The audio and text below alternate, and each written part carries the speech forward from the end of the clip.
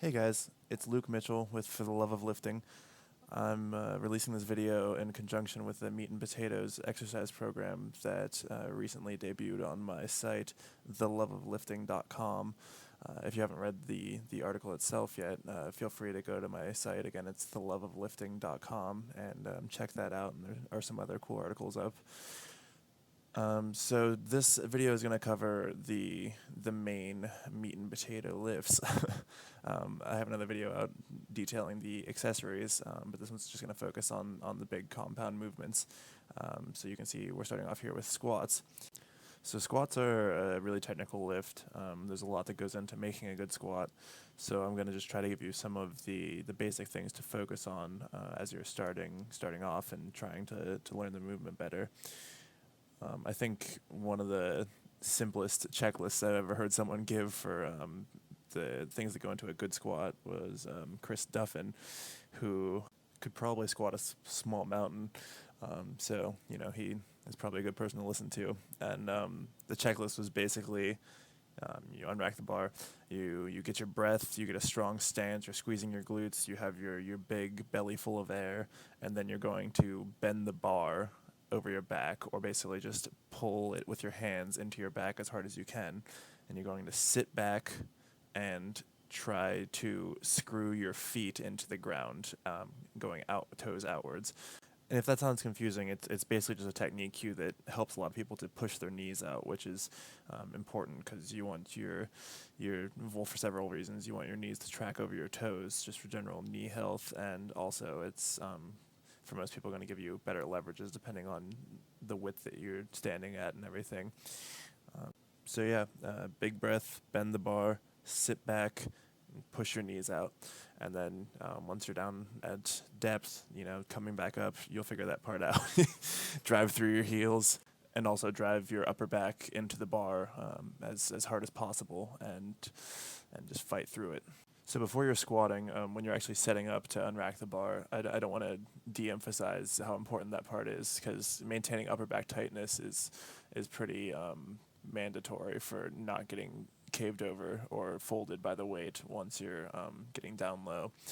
I'll show a video real quick here of where I'm actually setting the bar on my shoulders. This is what I'm doing in the video, which is like a high bar variation for me, and also show what it looks like to do a lower bar.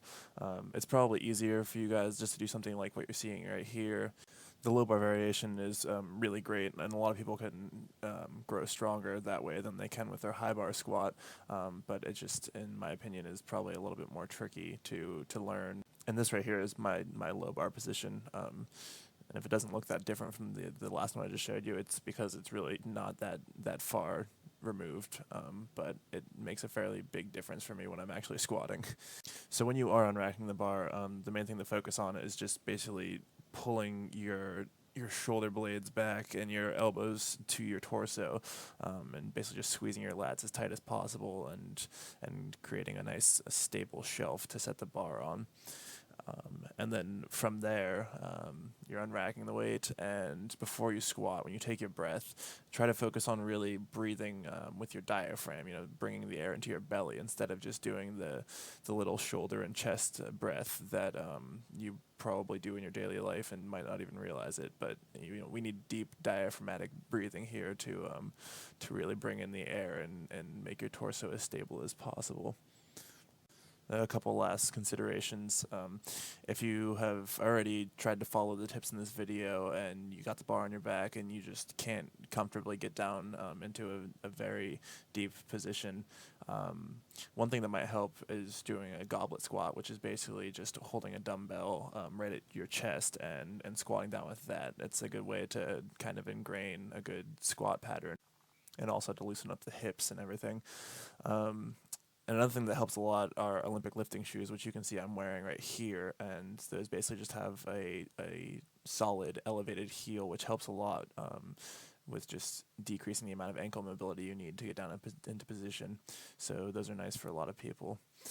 So just to recap everything one more time before we move on to the bench press, you're just going to get as tight as possible, unrack the bar, take a step back, get a big breath into your belly, deep diaphragmatic breath, and then you're just going to bend the bar, sit back, and push your knees out while you're sitting back. And then from there, you're just driving your heels into the floor and driving your back into the bar and coming back up.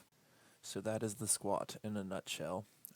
They might feel a little bit wonky and uncomfortable at first, but just keep practicing and you will get them down pat.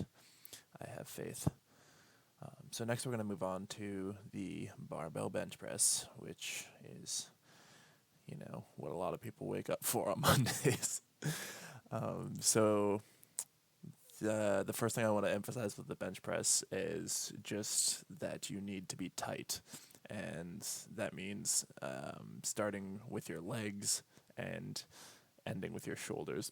The entire body needs to be tight on the bench. A lot of times when I see guys benching, they are kind of flailing their upper body, when they're bringing the bar down, is kind of rocking back and forth on the bench, and their legs are literally kicking around as they're straining. And they're just losing a lot of power that way. And aside from it looking kind of silly, they're just not moving as much weight as they could be if they got solidly tucked shoulders and legs into the bench and floor and learned to drive with their legs and drive their shoulders into the bench as they're pressing. So let's move on to grip width. I grip with my pinkies right on the rings, the grip rings on the bar that I use, but distance is going to be dependent on exactly what bar you're using, so I will just say that I grip slightly outside of shoulder width, and not that what I do is right or wrong. It's mostly an individual preference, so that's something that you should experiment with yourself and see what works best, just whatever feels most natural to you. So with the bench, just as with the squat and also with pretty much anything you're doing where you're trying to exert strength, a big important thing to do is to get a big breath before you let the weight descend. So when you're at the top, you want to take in one of those big diaphragmatic breaths and, just make sure you're staying tight, and then you're going to let the bar down towards your chest. You want to slightly tuck your elbows while you're doing this in towards your torso. And it doesn't have to be a super drastic tuck. You don't have to be at 45 degrees or anything.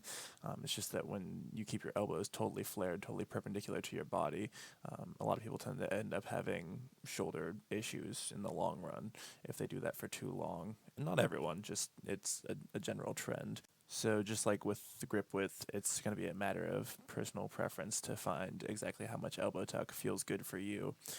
Once you've actually got the bar down to your chest, I would recommend doing a slight pause there, not, excessive, just pause enough to say that the bar is not moving. And then you're going to drive your heels into the ground and press with your chest and arms.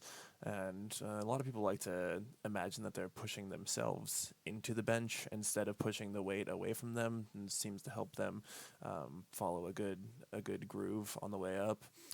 I personally am not a huge fan of that cue, but again, try it out, see if it works for you. Some other things to keep in mind while you're benching. One thing that's going to help you get some extra power out of your body, aside from driving with your heels and squeezing your glutes, is to actually squeeze the bar as hard as you can on the way up with your hands. And this is just going to help you to keep the bar in a good path, and also to push a little bit harder and to just keep everything nice and tight. Speaking of gripping the bar, make sure that you're keeping your wrist and your elbow stacked directly under the bar. So basically, from the bar to your elbow should be a perpendicular line through your wrist pointing at the ground. Basically, you're just trying to keep the weight stacked directly on top of your limbs so that you're not losing any power when you push into the weight. And I'll show you what I mean a little bit better. There's going to be a clip coming up with the overhead press section of this video that will basically show you what I mean by keeping your wrists stacked under the bar. So remember to apply that to the bench press as well once that comes up. And I think the last thing that I have to say about the bench press is just that I would recommend you lock out every rep. A lot of people, when they start failing, tend to fail, higher up, and they're not able to lock out. So if you always practice locking out, that's going to help you delay that starting to happen to you, hopefully. So that's the bench press in a nutshell. And next we're going to move on to the barbell row. which I'm going to cover more briefly than I have these two major powerlifting movements.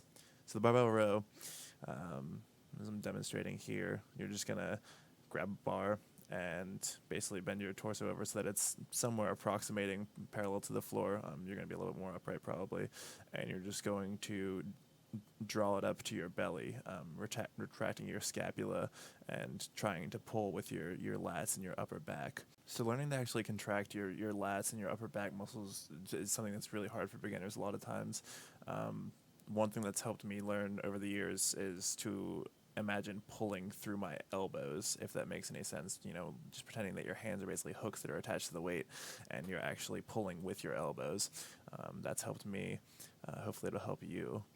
So just stick with these and focus on trying to retract your scapula or draw your shoulder blades back every time you're pulling, and it's going to help build your back and your upper back strength, which will carry over and help a lot of your other lifts, especially like your squat and your deadlift, just in terms of keeping your torso tight and whatnot. Speaking of deadlifts, that is going to be the next lift on our list here. Now, I'd say for most people, the deadlift's going to be the easiest of the three powerlifting movements to learn, just because it is, kind of similar to a motion that we do a lot of times in the day, picking stuff up, and also because it's, maybe a little bit less technical than a squat or a bench press when you get down to brass tacks. So as with the other lifts, I'm going to say that the important thing here is to stay as tight as possible. When you're deadlifting, you want to make sure you're getting a big breath in, big, powerful, diaphragmatic breath before you pull. And then you're just driving your heels, and gripping the bar, and driving your hips forward and through the bar as it's coming up. Now, while you're doing this, you want to maintain a neutral spine, or basically keep your back flat. So you can kind of see here, my lower back is pretty straight throughout this motion. I'm not hyperextending. And a lot of times when you tell someone to keep their back tight, that is their knee-jerk reaction, is to hyperextend. But what you want to do is just keep your back neutral. A lot of really good deadlifters let their upper back round deliberately to improve their leverages when they're deadlifting, but this is something that's beyond the scope of what we're doing here. It's not something that a beginner wants to screw around with. I mean, I am still keeping my back as straight as possible when I deadlift. So shoot for the neutral back, keep your upper back and your lats tight, and drive through the heels to push your hips forward and through the weight. One thing to be conscious of, aside from rounding your lower back, is making sure that your entire body is moving as one unit. So you see here, it's kind of one smooth movement that I'm doing. But a lot of times when people are deadlifting heavy, their hips are going to shoot up before their torso starts moving, and this is typically going to happen because their legs and their glutes aren't up to the task of getting the weight off the floor. So as you're deadlifting, just stay conscious mainly of those two things: keeping your lower back especially flat and tight, and trying to move move your entire body as one. Your torso and your hips should be driving together. The last thing I'll mention real quick is I like to deadlift barefoot, or right now I'm wearing socks in this video, but if you can't do that, then I would recommend wearing a flat sole shoe that doesn't have much cushion, because you basically want to be connected to the ground as concretely as possible so that you can transmit force without having any wobble in between your foot and the ground. So that's the deadlift, and next we're going to move on to the overhead press. I'm just going to start off with a bar here and show you basically how you want to be holding the bar. So a lot of people have a tendency to let the bar kind of trail out in front of their bodies like this, which is going to make pressing a lot harder. Basically, you want to keep your elbows stacked directly under the bar, and you see right here I'm pressing kind of in front of my body, which is also not optimal. So you want to keep your elbows stacked directly under the bar, and then you want to press directly over your head like you're seeing right now. And this kind of goes back to what I was talking about during the bench press segment of this video. Basically, you want to keep your joints stacked under the weight, because that's going to allow for the most effective transmission of your force from your body to the barbell. So aside from that, a lot of the recommendations stay the same for this lift. You're going to want a big breath when you're pressing. You're going to want to squeeze the bar, and you're going to want to drive your heels into the ground and keep your entire body tight while you're pressing. And you also see that my head is kind of moving forward and backwards, and that's just because the angle where I'm starting my press from, I need to basically move my head back just a little bit so I don't clock myself in the face with the bar. But this allows you to stay on the optimal bar path, which is going to let you move the most weight, so you want to learn how to do this. Next, I'm going to show you real quick just what I was talking about earlier with keeping your wrist stacked under the barbell. So I talked about keeping your elbows stacked from that side view, and now I'm just going to demonstrate what I mean by the wrist stack. So basically, you don't want to do this right here, where you're allowing the barbell to shift your hands backward, because basically the line that you're transferring force from then is going in front of the bar instead of directly into the bar, so you're going to be leaking power that way. So just something to keep in mind when you're doing your overhead presses, make sure you're keeping your wrists straight and your elbows stacked directly under them. That's going to give you optimal power transfer, which is exactly what we want when we're trying to move heavy weights. So this is just one last set here of me doing them with a little bit of weight on the bar. And then after this concludes, we're going to move on to the front squat, which is actually in a lot of ways pretty similar to a back squat. The main differences you're going to see once we get to the video is that you're able to keep your torso more upright because the weight's in front of you, so it's basically changing the center of gravity for the entire system as you're squatting down. So you see that I have the bar in the front rack position, and if you're not familiar with this position, I'm going to go over it in a little clip here in just a second. But basically, your thought process on these is going to be pretty similar to what it would be on a back squat. You're sitting back and you're spreading your knees out and just going down the depths and then coming back up. You're going to feel that the mechanics are different because they are. Just because of where the bar is resting, you're going to be driving with your quads a bit more, and you're going to probably feel your upper back straining to keep yourself upright. But basically you're still going to focus on getting a nice, good, deep breath and coming down and trying to drive through your heels, your midfoot to get back up and complete the lift. And I love front squats because they're really good for teaching you to not get caved over, because if you lean too far forward with a front squat, you're not going to be able to hold the weight and you're going to have to bail out. So like I said just a minute ago, we are going to look at it real quick, the front rack position, which is what I'm demonstrating here. For a lot of people, this is kind of uncomfortable, and they like to let go and just hold on with a couple fingers just because their wrists aren't flexible enough to get to that position. I personally think that it feels a lot better to keep the full hand on there if you can manage to do it. And if neither of these things feels particularly good to you, you can, if you want to, leave the bar on your shoulders and just cross your arms like this. I would highly recommend trying to get into the standard front rack position if you can, and working on your shoulder mobility until you can, just because it's superior in a lot of ways in my mind. So I'll just show you the front squat from a couple other angles real quick, just so you can get a better idea of what's going on. You'll see that my torso angle is much more upright, as I mentioned before, than when I back squat.